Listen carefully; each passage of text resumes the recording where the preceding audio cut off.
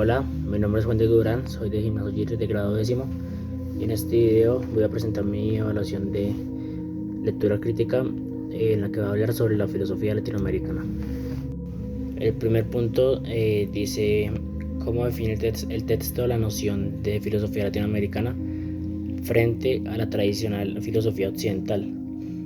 Pues primero, la filosofía latinoamericana es como un esfuerzo por generar pensamiento original desde nuestra realidad y se diferencia con la filosofía occidental porque la filosofía occidental se presenta como la única verdadera y universal. La filosofía latinoamericana la desafía señalando que la filosofía es siempre local y está condicionada por la cultura. La filosofía latinoamericana dice que no se puede filosofar en el vacío, debe nacer de una circunstancia histórica concreta como la pobreza, el mestizaje o la dependencia, por lo que es una filosofía comprometida y contextual. El segundo punto dice qué retos historiográficos señala el autor para escribir una historia de la filosofía latinoamericana. Pues los autores se enfrentan como problemas al escribir la historia de esta filosofía. La primera es cómo superar al eurocentrismo. El reto principal es evitar contar la historia de la filosofía latinoamericana como una sucesión de ecos de las ideas europeas y que hay que encontrar su propia voz y genealogía. La segunda es la ampliación del canon, que es crucial de incluir no solo a los académicos, sino también a los pensadores ensayistas como Octavio Paz o José Vasconcelos, que han reflexionado profundamente sobre la identidad sin usar el formato académico occidental. También se debe incluir el pensamiento de los pueblos originarios. El tercer punto dice que en qué forma las cosmovisiones precolombinas como la azteca, maya o inca puede considerarse filosóficas según el texto. El texto considera que las visiones de los pueblos originarios son filosóficas por dos cosas. Primero, porque la filosofía no escrita, porque la filosofía no necesita ser escrita en tratados como los griegos, y las culturas precolombinas tenían sistemas complejos sobre el origen, el tiempo, el moral y la vida comunitaria. El segundo es los conceptos fundamentales, que tienen conceptos ontológicos sobre el ser y éticos que pues son sobre el bien, que son únicos. Por ejemplo, la ética del buen vivir, que andino es un concepto profundo sobre la vida en armonía, que hoy se usa para criticar el modelo de desarrollo capitalista. El cuarto punto dice qué implicaciones tiene que la filosofía colonial latinoamericana haya emergido de la importación de modelos europeos. La importación de modelos europeos durante la colonia fue como un acto de violencia epistémica, como que generó una filosofía que estaba siempre rezagada a Europa y desconectada de la realidad del continente. Los debates se centraban en la escolástica o en el iluminismo, mientras que la gente vivía bajo la esclavitud y la opresión, y implantó la idea de que la verdad venía de afuera, perpetuando un complejo de inferioridad intelectual de que las generaciones posteriores tuvieron que combatir activamente. El quinto punto dice cómo describe el texto el impacto del positivismo en América Latina y su relación en la filosofía de la liberación. Bueno, pues el positivismo llegó a América Latina a finales del siglo XIX como una ideología de élites que buscaba la ciencia para modernizar la fuerza. Su objetivo era el orden para alcanzar el progreso. Se justificaba que la dictadura o el control social en nombre de la ciencia. La filosofía de la liberación critica esto porque el positivismo aceptaba el orden injusto. La filosofía de la liberación dice que la prioridad no es el orden, sino la liberación. El filosofar debe empezar desde la víctima, desde la necesidad de justicia y no desde la ciencia o la metafísica. El sexto punto dice que qué papel juega la recepción de corrientes filosóficas europeas como la fenomenología, existencialismo o hermenéutica en el desarrollo del pensamiento en América Latina. Pues las corrientes del existencialismo, la fenomenología o la hermenéutica pues no fueron simplemente copiadas, sino fueron apropiadas y transformadas. Por ejemplo, el existencialismo europeo se transformó en América Latina en la angustia por la falta de autenticidad y la dependencia cultural, o sea, como quiénes somos realmente.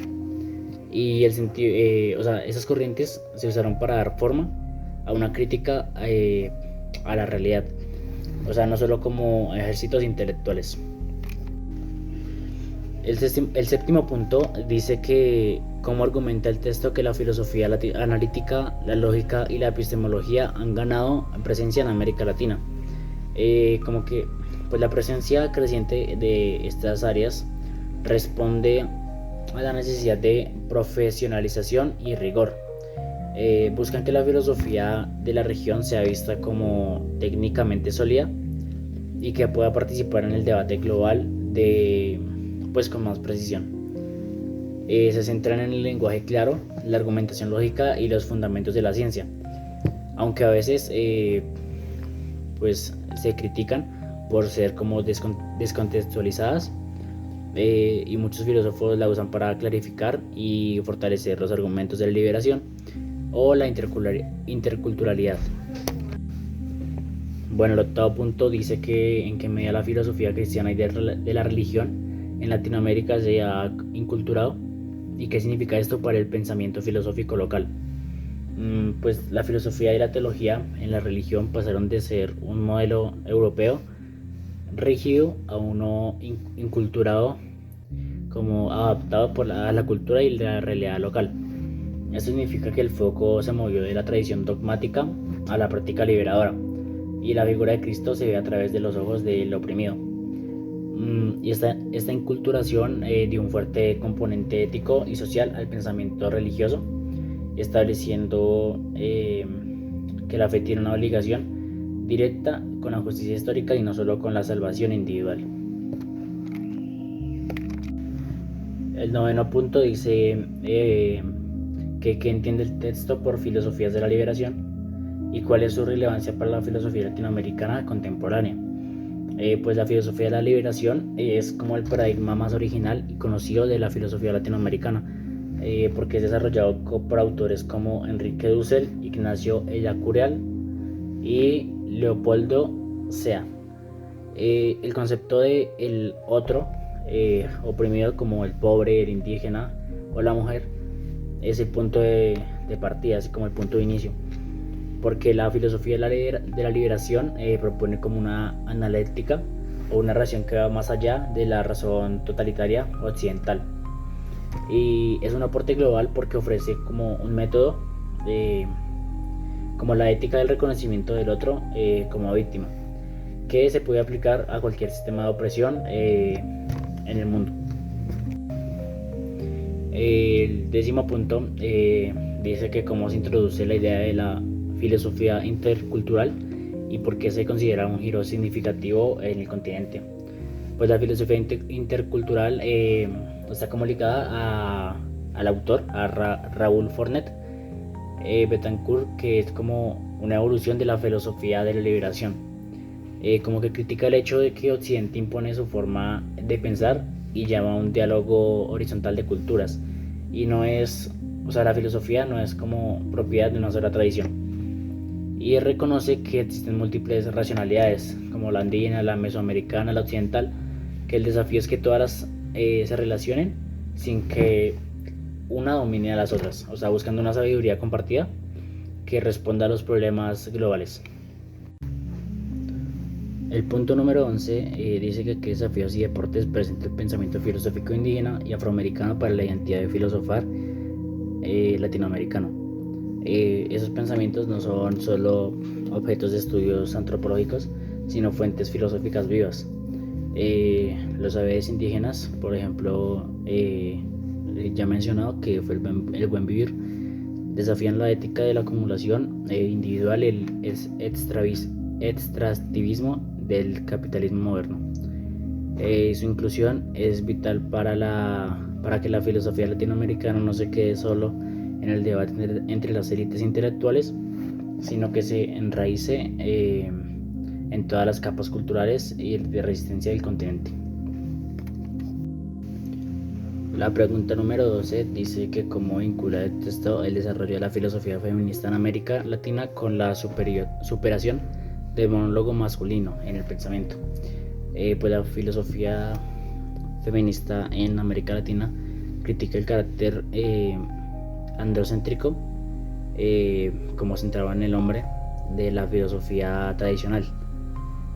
Demuestra que las categorías filosóficas como la justicia y la razón han ignorado o malinterpretado la experiencia de las mujeres, que han sido como uno otro silencioso. Y el feminismo radicaliza el concepto de liberación, exigiendo que se aborde no solo la opresión de clase o raza, sino la opresión patriarcal dentro del propio movimiento. Introduce la ética del cuidado como un valor filosófico central. El punto número 13 dice que cuál es la tensión entre universalidad y particularidad en la filosofía latinoamericana que se plantea en la obra. Como que esa tensión define la búsqueda de identidad de la filosofía latinoamericana. Si es solo particular, pues se vuelve como irrelevante para el resto del mundo, y si es solo universal, se convierte en una copia abstracta sin fuerza local. La filosofía latinoamericana es universal no porque hable de conceptos abstractos, sino porque su análisis depende de porque su análisis de la dependencia, la injusticia y la interculturalidad es tan profundo y original que sirve de modelo crítico para analizar fenómenos similares en Asia, África o dentro de Europa. La pregunta número 14 dice que qué significa pensar desde el propio contexto y circunstancia en el marco latinoamericano, según la presentación del libro. Digamos que significa que hacer que la realidad local sea la piedra de toque del pensamiento. Y el filósofo latinoamericano no debe preguntarse qué dice Kant sobre esto, sino cómo la miseria o la pluralidad cultural de mi país me obligan a pensar de manera distinta a Kant. La filosofía se convierte en una herramienta para diagnosticar, denunciar y proponer soluciones a los problemas cotidianos como de la religión. El punto número 15 dice que cómo considera el texto la legitimidad de la filosofía latinoamericana, como filosofía en Latinoamérica o filosofía de Latinoamérica. El texto opta por la legitimidad de la filosofía de Latinoamérica, y como que pues es un fenómeno geográfico. Se puede enseñar lógica en Buenos Aires o metafísica en Bogotá. Eso es filosofía en Latinoamérica. Y filosofía de Latinoamérica implica un acto de apropiación y creación, que es cuando la realidad latinoamericana, como la ética del pobre, el pluralismo cultural, modela las categorías filosóficas dando lugar a algo nuevo, y solo esta última es verdaderamente original. El punto número 16 dice que qué consecuencias epistemológicas tiene el reconocimiento de pluralidad cultural e histórica en el filósofo latinoamericano. El reconocimiento de la pluralidad cultural tiene como una consecuencia profunda, porque acaba con la creencia de que la razón occidental europea es la única forma válida de conocimiento, y obligó a la filosofía latinoamericana a ser epistemológicamente abierta, dialogando con saberes no científicos como los mitos, la medicina ancestral o las cosmovisiones, y aceptando que la verdad puede manifestarse de múltiples maneras. El punto número 17 dice de qué modo el autor sugiere que las instituciones académicas y los circuitos de producción filosófica han influido o aún influyen en el desarrollo del pensamiento latinoamericano. Las universidades pues han sido como el principal campo de batalla para la filosofía latinoamericana, porque históricamente las instituciones dependían de los centros de poder en Europa y en Estados Unidos, y para su reconocimiento lo que incentivaba la recepción pasiva de modas filosóficas extranjeras. De todas formas, la filosofía latinoamericana solo pudo nacer y desarrollarse gracias a que hubo espacios académicos que permitieron la crítica y la profesionalización de sus principales exponentes. El punto número 18 dice que qué papel juega la lengua, la tradición y la cultura local en la construcción de una filosofía latinoamericana desde sus raíces. Esos elementos se puede decir que son como la materia prima de la filosofía latinoamericana. Las lenguas, pues especialmente las indígenas, contienen formas de ver el mundo que son cruciales. Por ejemplo, la estructura del tiempo en algunas lenguas andinas es diferente a la occidental. Y la cultura local provee la memoria histórica de la resistencia y las luchas sociales, dándole como a la filosofía el suelo ético desde el cual debe como operar. El punto número 19 dice que hasta qué punto el libro considera que la filosofía latinoamericana está madura o suficientemente desarrollada para afirmar su propia originalidad. Pues el libro dice que la filosofía latinoamericana ya está madura y los grandes movimientos del siglo XX demuestran que ha pasado de la fase de la pregunta por la existencia a la fase de producción de respuestas originales. Y la originalidad ya no es una cuestión de que si existe o no existe, sino de cómo se expande y se consolida frente a la inercia de la dependencia cultural y la globalización. El último punto, que es el punto número 20, dice que qué orientación futura propone el texto para la filosofía latinoamericana y cuáles serían sus tareas pendientes, horizontes de reflexión. Pues el texto propone que las tareas pendientes de la filosofía latinoamericana son como la radicalización de la interculturalidad, que es pasar del simple diálogo de la creación de modelos sociales alternativos basados en el respeto mutuo de las cosmovisiones. Por ejemplo, incorporar el buen vivir a las constituciones políticas públicas. También exportar el modelo ético de la opción pública por el pobre y la crítica a la dominación a otros contextos globales, como lo hace Dussel. Y la filosofía latinoamericana debe convertirse en una filosofía líder en la que la crisis ecológica, dada la riqueza biológica y el continente y la sabiduría ambiental de los pueblos originarios. Bueno, este ha sido mi video de la evaluación final de lectura crítica sobre la filosofía latinoamericana. Espero les haya gustado. Gracias.